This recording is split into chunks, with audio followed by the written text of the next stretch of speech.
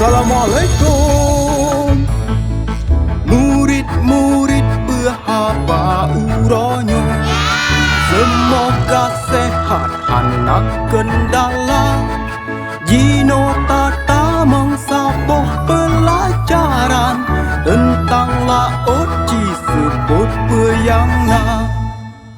Yang pertama punten tenario, kedua buhong kareng tagalan goina, yang kelepaung hara dengannya dalam kerapengon miramata. Manis ino kiban jarata jaga lautnya berle karena ayah tanyo raseki inan gemita. Yang tak pegat supaya laute ria putih buih ia biru warna. Pertendean porakan beta bobong, tayo pergi muka raksasa. Beta cokarun ialah kaon, sayang berbungkut tak suka-suka. Cara itu betul.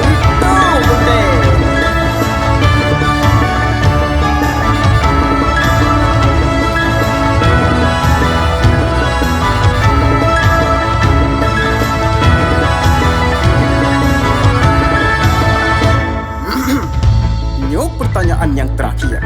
So yang jet suut murid-murid bagah tagisa. Nasaboh ungkut hitalo iin, putih meblend-blend tinju kepala. Yang kedua igohi ureng, dota peh bakrut laju hibola. Yang pertama punten berjuale, anak bergeser pasti tanyakan. Yang kedua si kupu-kupu, seperti garung kupu beraya. Nah, memang cara lu. Nan wo bergeget, bedok langannya tak banyak asam kapung penuh kapung gede. Tak kali ni murid, jaga je berdepan. Nah, tak cara rel parik. Alah, dah lu tunggu. Aduh.